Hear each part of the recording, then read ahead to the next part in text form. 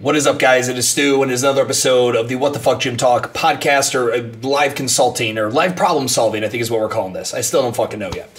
Anyway, so here was the problem, and here's how I'm helping my client, the gym owner, figure it out. So this is a international client I have, and they are looking for a way as they walk away from their CrossFit identity and they create their own identity with a unique belief in fitness. They want to have something that gets the members hoorah'd around their new unique belief in fitness. This is something I've been preaching about forever. If you're going to create something new, you want to create a culminating event a la like the CrossFit Open so that these people can see not only themselves improve, like an actual measurable improvement over time, but it reaffirms as to why they are training the way they are in your facility, whatever it is you believe in, right? Yoga, tempo training, interval, HIIT, CrossFit, Olympic weightlifting, like whatever you do, like again, Olympic weightlifting, you probably participate in a meet at some point. If you're a runner, you probably participate in a race, and these become baseline kind of testing periods for you, okay? In CrossFit, they call it the CrossFit Open, and it is one of the most celebrated internal events for the members. It also helps from a retention perspective because those members who buy into the UBF know that this date is coming up. So in CrossFit's example, they know the CrossFit Open's coming up, the gym might make a big deal about it, and these people show up to the gym more often, and they're training because they want to do well in this, very recreational amateur event of their sport, right? Just like a runner who is an amateur and runs recreationally signs up for a half marathon. Brazilian Jiu-Jitsu, right? If you just started rolling around, you still got your white belt, you might sign up for a local tournament at some point. It's all the same. Okay, so that's all we're doing here. Here's how I'm advising them to think about going about and creating this for their UBF specifically. Now, I teach the white space, like how to grab from prevailing existing models out in space and then bringing things together to create your own Frankenstein. Because you don't want to just look at one thing and oh, that's great, and take that. That's stealing. And I'm okay with you steal as long as you steal from many and then make it your own. I'm proposing to them that they go ahead and they take some time investigating various models of this. The first I'm going to share, MADabolic's Game Day. You can go ahead, you'll find your boy, me. I created all these videos here when I've traveled on site to multiple MADabolics about Game Day. Go check those out. Just Google MADabolic Game Day. It used to be called Field Day back in the day. They rebranded it or changed the name to Game Day.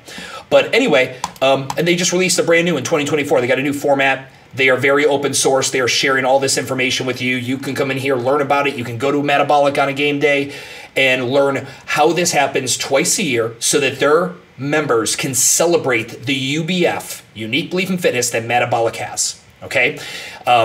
Another client I've had the privilege of working with for years is Altitude Athletics out of Bozeman, Montana. My man, John Murray, incredibly smart operator, and we decided to create something similar, and he came up with his, which is Altitude Sickness. The gym's name is Altitude Athletics. They're up in Bozeman, Montana, and they do an incredible baseline testing day. And he has all these standard tests that they go through every single time. Go creep on his shit, and you can see how that's done. Go ahead and just look up Urban Movement, and you'll find some of our videos from Moving Day. Go to the Urban Movement YouTube channel. I still keep it up there. And you can go watch the Where's the Moving Day 2020 video. And this is where we went through. Moving Day for us was, it happened twice a year, and it always occurred in class. And I'm going to explain why we did that here in a minute. But it was a standard series. I believe it was 6 different 4-minute workouts. And it was all based in tempo training. And we essentially had the classes we ran through. We picked the day that was most popular, and people came in and they ran through the whole thing. Yeah, so this video just kind of talks about how we do that, what the movements are, what the movement standards are, blah, blah, blah. You guys can go watch this video. That's in there. Go check that out. And then let's do one more, Orangetheory. Do you know Orangetheory's recurring test is called Hell Week? I love it because it's so contrast to their brand. Their brand is very warm and welcoming and starter fitness, and then they have fucking Hell Week. Like, you fucking, 40-year-old bitches ready? We're going to get after it. It's going to be fucking hell. Let's go. They do Hell Week. They literally have an interval that they came up with. What's it called here? Called the Hills Run Red, which is a series of hill sprints on the treadmill. I fucking love it. But I love it because it's so contrarian to what they are. But for all those 40-year-old moms in there that are loving fucking Orangetheory, it makes them feel like a badass. right? It's this thing that they look forward to, and it happens several different times a year. I forget how often they do it at Orangetheory, but I feel like they almost do it once a quarter. And they do it as well. They have it happen inside of the gym as well in lieu of class that day. So here's how I'm going to recommend to my clients how they should go ahead and think about doing this so that they can create excitement around their UBF and an in-house event that they don't have to take time off on a Friday or Saturday and all that shit. It's just going to happen during the day when they would normally run classes in the logistics of a class time frame, and to allow their members to see their improvement and celebrate their fitness. So I'm just calling it baseline. I call it whatever the fuck you want. I just put the word baseline up there. Twice a year. No more than that. I don't recommend more than that because it just loses its luster. Do it twice a year. That way, whenever someone signs up, you're always, probably 12 weeks out or so, or, depending on when they sign up. But you're like, oh, we have our baseline event, or for me, it was moving day. Oh man, you're going to love it. You're going to be here. And after about 90 days, you'll feel, you'll have a good feel for all the movements. You'll be competent. And then actually our moving day is this event that we do, and you'll be ready for that, and it gets them excited. So I recommend twice a year. That's all you need to do. If you do it more than that, it's going to lose its luster, trust me. All right, so twice a year. Fits into a standard class. Do not do this Friday Night Lights bullshit. I like the CrossFit gyms that do this, it blows me away. Your attendance, participation, would be so much higher if you did it during classes. Now, for I'm not talking about the unicorns out there that have 300 members and get 285 of them to show up for the thing. You are masters of influence, and I bow down to you. But for the rest of you that are like, yeah, we've got 200 members and we do a thing, but only 25% of the members come because on the weekends their kids have this, or they travel, or if they're not, Kool-Aid drinkers, they've got a fucking life. But you still want them to participate, because the goal is not to have a giant event on a Friday night and be able to brag with a fucking photo of 287 people in it. The point of this is to give the members something to train for, give them something to be proud of, and to reinforce your unique belief in fitness. That's the goal of it. So by doing it during class time when they would otherwise attend normally, it allows for the most people to participate. And for those of you that have the knee-jerk reaction, yeah, but I like fucking Friday Night Lights and people coming here, we have a big fucking party. Cool, go have a big fucking party regardless at some other time. But if your goal of doing this is for the members and not your fucking event-throwing ego, then I recommend doing it during the week. It can be on a Saturday. It could be on a Friday night, but make it during the normal class time.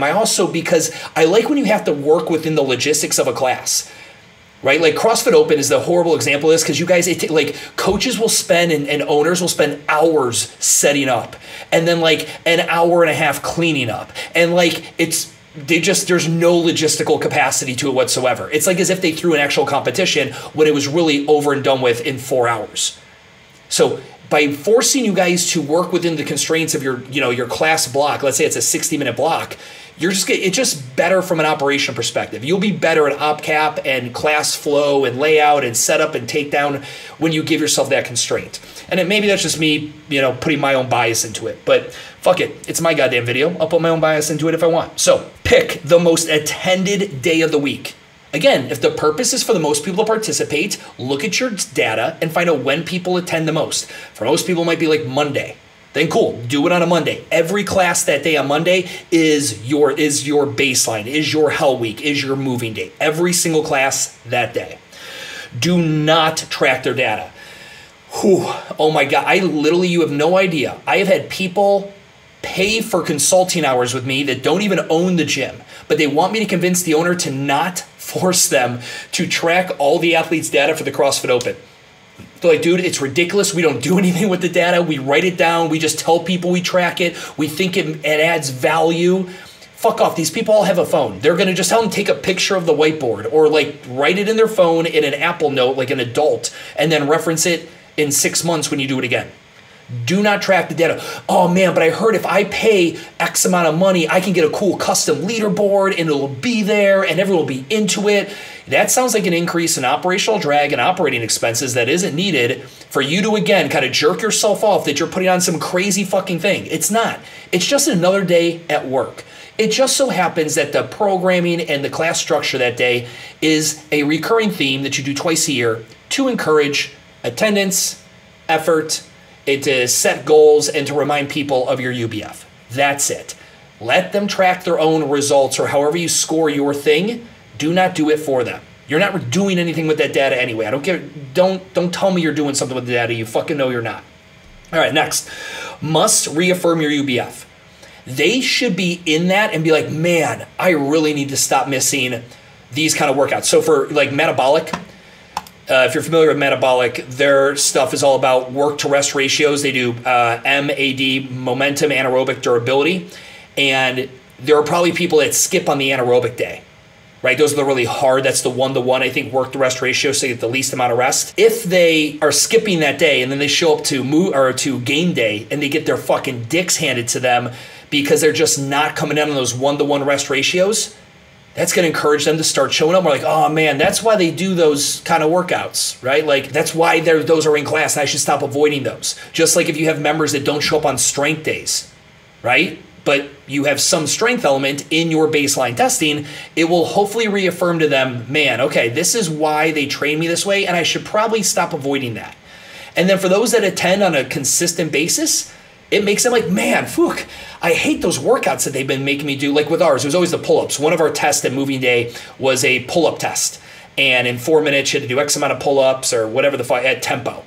And it made people, because we did pull-ups like 2 days a week, it made people really make sure they showed up on those days because they wanted to test well on moving day. And then it needs to be the same test every time.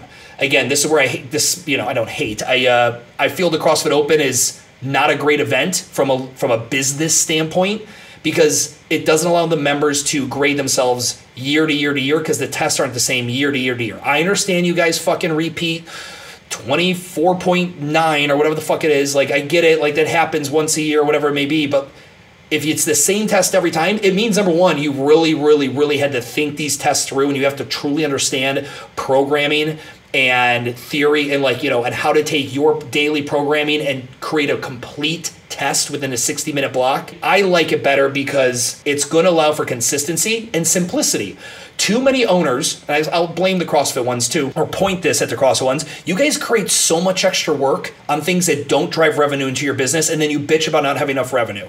The CrossFit Open specifically, the amount of clients I have fired because I lost them meaning they wouldn't respond to shit, or they were late getting stuff like that we agreed that we were going to work on during the 5 weeks of the CrossFit Open. I'm like, dude, 5 weeks. Like, let's do the fucking math real quick. 5 divided by 52, that is 10% of the year you're going to take an L on. Like you didn't get shit accomplished. Sales went like this because you were busy doing the CrossFit fucking Open for 5 weeks. And it generated zero revenue for you. It was just lots of fun.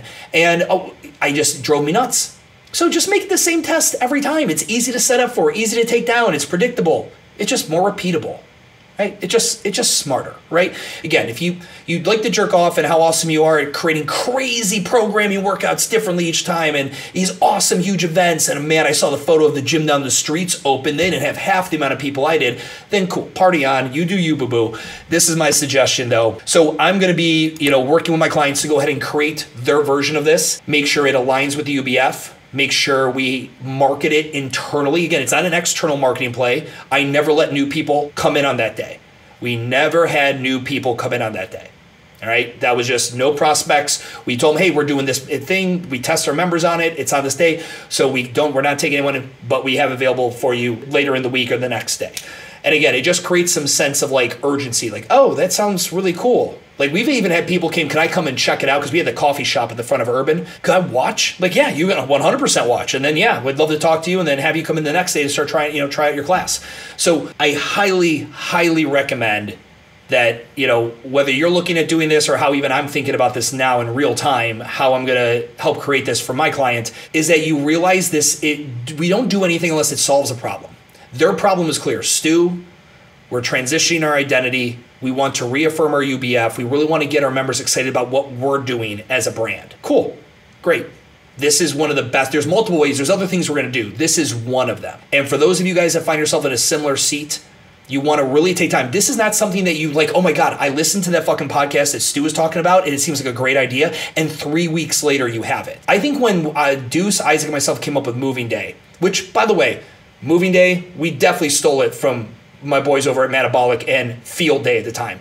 And they had the influence of it from CrossFit doing the open. Like we all are stealing from each other. So don't feel bad about stealing, but you want to make it your own. Okay. I looked at what at the favorite time, it was Hell Week and open, and then what MADabolic was doing with Field Day. But in looking at how to help a brand create one of these from scratch, you just got to figure out what problem am I looking to solve. And then as you create it out, just constantly come back to it. Does that solve the problem? If you can do like, yeah, then we'll get like fucking kegs and 6 food trucks and all this other stuff. Like, does that solve your retention problem that you sought out to do this for? Do you think the reason people are canceling is because you don't have enough food trucks and beer available? Probably not. So let's not spend our resources and time there, and let's think about what it is we do believe is causing the problem. All right? Because remember, guys, if you're not solving a problem with the new shit you're doing in your business, you're likely creating a new one. Until I talk to you in the next podcast video, however the fuck you're consuming this, have a great fucking day.